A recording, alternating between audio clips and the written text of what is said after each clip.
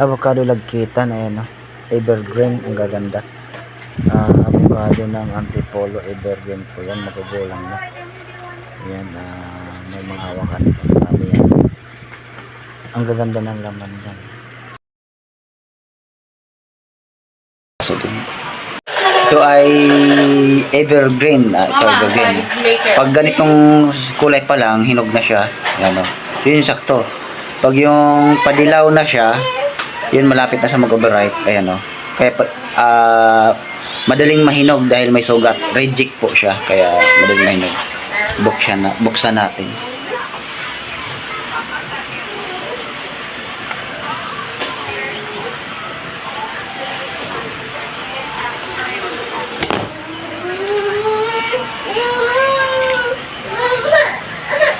Maganda na pagkahinog. Ito. Yung balat lang yan, kaya ito maitim. Balat lang ng buto. Pero pwedeng tanggalin yan. Maganda yung laman. Oh, chill. Ito itim na dahil pa-overripe na siya dahil may bugbog. Diba yung maganda?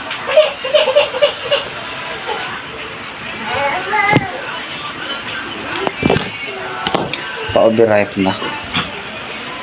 Kahapon to hinog na to, nakakalimutan ko yun.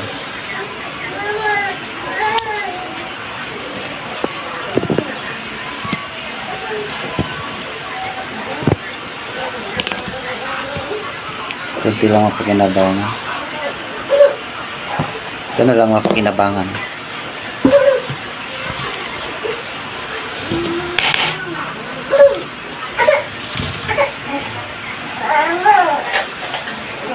Dali ng sasa.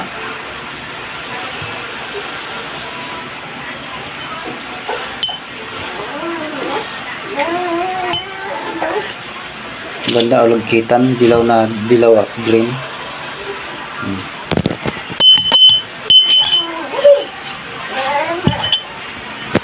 Ito siya. Overripe na yung dito. Tanggalin natin. Overripe na. Pag medyo dilaw na ang evergreen, yun ang overripe na. Kaya yung iba sabi nila bubot. Pero po overripe na pala. Sobra na sa hinog. Inantay nila mag-violet.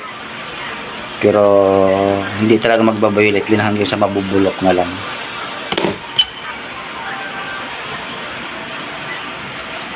Kaya sasabihin nilang mura. Pero yun ay evergreen, magulang na.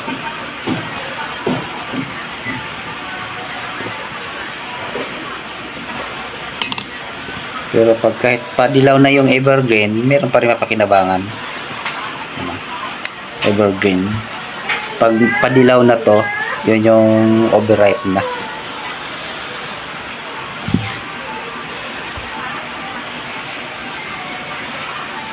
Reject kasi ito kaya hindi namin sinama.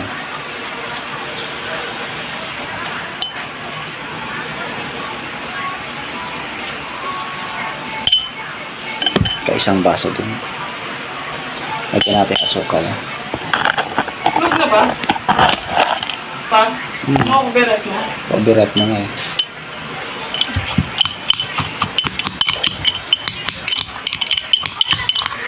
Sarap to may gatas. Kahit nung iba lang. Condensed turbo. Later.